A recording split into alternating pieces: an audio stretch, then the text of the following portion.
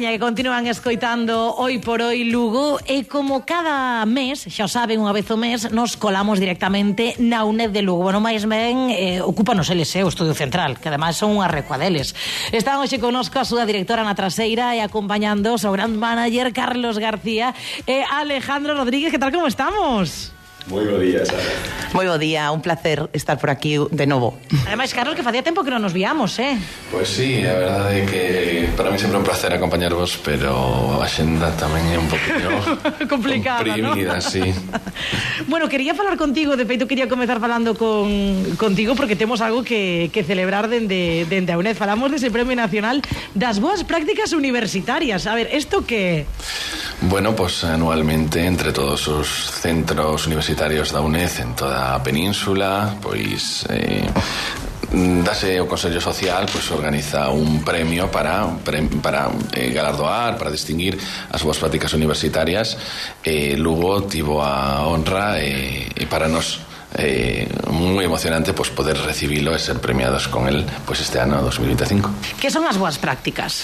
Pois as boas prácticas distinguen o bo facer, non? Para que todos nos podamos entender, e distinguen que o centro asociado está implementando novos indicadores, novas formas de traballar que serían replicables en nos centros para toda España e que aumentan a calidade e aumentan o bo facer a visión dos nosos clientes, do noso alumnado, non?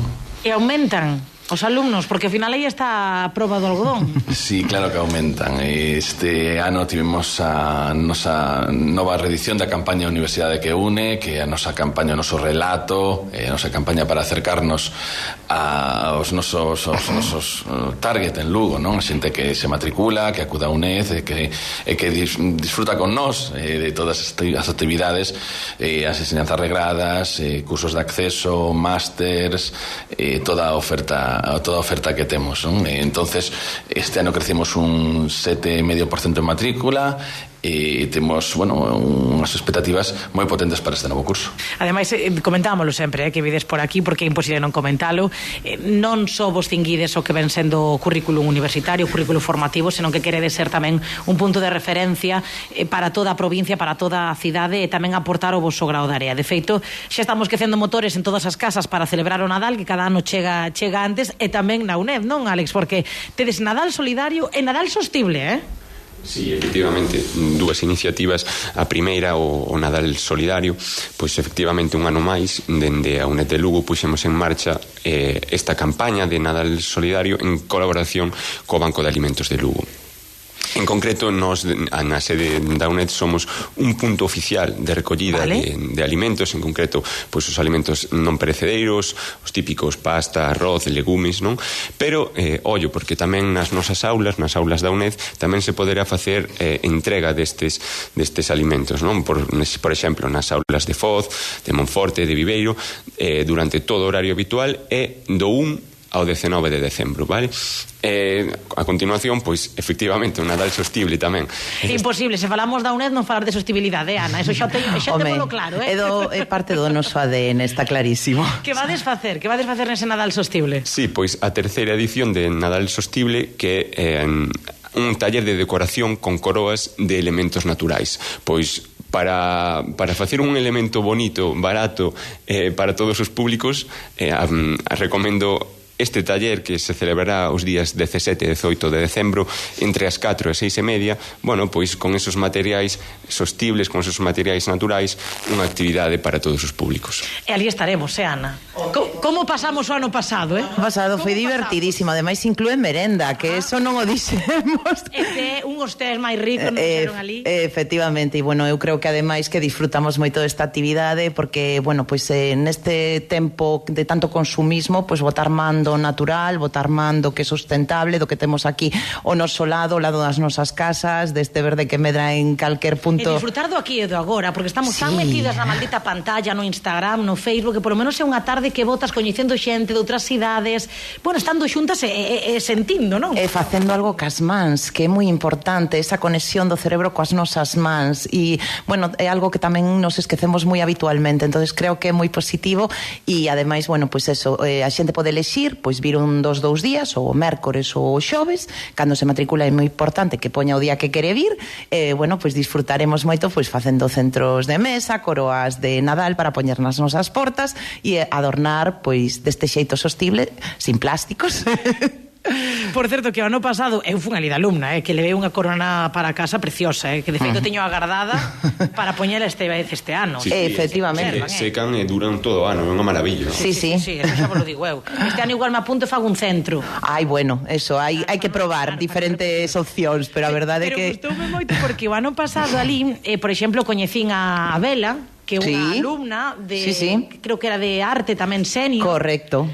Precisamente tedes agora unha exposición. Efectivamente. Bueno, isto é maravilloso porque nós temos un alumnado senior que, bueno, é excepcional, pero non só veñen a clase, senón que tamén se implican na vida diaria do centro. Por exemplo, Mercedes Arias e Ana Lozano pois cederonnos todas as súas obras pictóricas para expoñer ao longo de todo este mes pois no noso centro. É a exposición que se denomina Arte Senior e, bueno, é unha exposición que quixeron facer elas dúas conxuntamente e estamos moi orgullosos delas e, bueno, pois esperamos que moitísimos máis alumnos se animen pois a irnos amosando os seus talentos.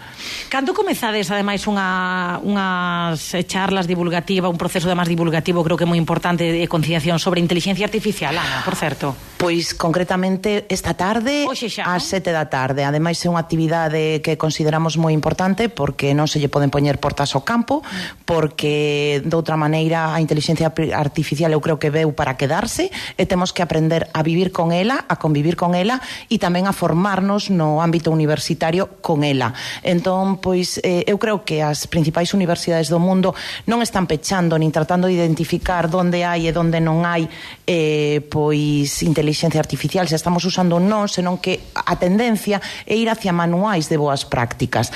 Entonces, non é eliminala, non é saber como utilizala ben. Efectivamente, estamos cambiando a forma de aprender, de escribir traballos, de organizar o tempo de estudo e de relacionarnos co coñecemento e, bueno, temos que reflexionar sobre este tema porque é moi importante. Contaremos, ademais, con un relator de excepción que é o noso vicerreitor de Sustentabilidade e Axenda 2030, Emilio Luque, que, bueno, pois tamén é sociólogo aparte e, bueno, pois eu creo que vai ser unha reflexión moi interesante. Convido, pois, a todas as persoas que nos están escoitando a falar destes temas que, bueno, eu creo que non son candentes, son, vamos, xa necesarios e imprescindibles.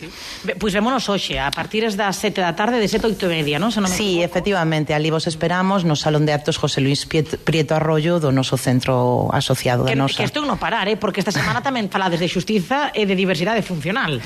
Pois sí, porque, bueno, moitas veces o digo, pero non me canso de dicilo, é moi importante. A UNED, a nivel nacional, aglutina o 40% do alumnado universitario que ten unha discapacidade. Entón, se o 40%, se 4 de cada 10 alumnos ou alumnas nos elixen é porque algo estamos a facer ben. Entonces, eu creo que tamén traballar nestes campos é fundamental. É importantísimo, pois, como non pode ser de outro xeito, falar de protocolos e actuación policial e discapacidade, falar de administración penitenciaria e discapacidade e tamén dos retos da xustiza. Contamos coa colaboración, de feito estas xornadas están organizadas conxuntamente coa ONG Xustiza e Diversidade que preside Pilar García Puertas e contaremos con Rubén Darío Veiga, con Elvira Fernández e con Sandra Piñeiro. Eu creo que é un elenco bastante importante para falar destos temas. E xa para ir rematando, temos que tamén non esquecernos dese ciclo de Lugo Poética, porque seguides marcando tendencia. Alex, esta semana novo espacio tamén para a literatura, para a poesía, precisamente, non? Bueno, sí, en realidade hubo un aprazamento, vai ser a última sesión deste ciclo de Lugo Poética que se pasa o xoves día 18 de decembro. Ala, eu pensando que era 11. Sí, houve un cambio precisamente por unha enfermidade e os novos relatores eran Miguel Ángel Martínez e Abraham Pérez. Como comentaba, pois a última sesión desta edición de Lugo Poética na que presidirá ou presentará, mellor dito, Xosé Carlos Ulloa e, como sempre, pois un espazo espazo para a poesía, a lingua e a reflexión compartida. Sen dúbida nos tocamos moitos temas, Ana? Outra cousa non, pero Bueno, temas tócanse non é para todos os gustos. Facemos, eu creo que prácticamente de todo, pero bueno, obviamente nos pois estamos moi vinculados e moi aliñados coa sustentabilidade, somos a oficina verde de todos os centros da UNED en España, así que bueno, pois tamén aí temos que estar presionando e traballando forte, pero sí, non pechamos ningunha porta, abrimos todas as posibles e tamén abrimoslle as portas do noso centro a toda a sociedade lucense, como non pode ser de outro xeito, e implicámonos no desenvolvemento territorial da nosa provincia. Claro que sí, porque necesitamos ademais institucións, administracións, referentes abertos a toda a cidadanía e non pechados. Pois Carlos García, Alejandro Rodríguez, Ana Traseira, moitísimas grazas. Sí, eu, se me permite un momento, claro. quero lle dar as grazas e recoñecer este premio de boas prácticas o noso brand manager Carlos García, porque, bueno, todo o proxecto, pois, aínda que traballamos conxuntamente, foi ideado por él, e, bueno, pois eu creo que tamén lle teño que recoñecer este mérito. E por moitos máis, Carlos? Home, logo, ahora puxo o listón moi alto, claro, que se prepare. Ahora queremos ano que ven outro recoñecemento, e o seguinte, seguir referentes de xeito nacional, Proba o futuro, non?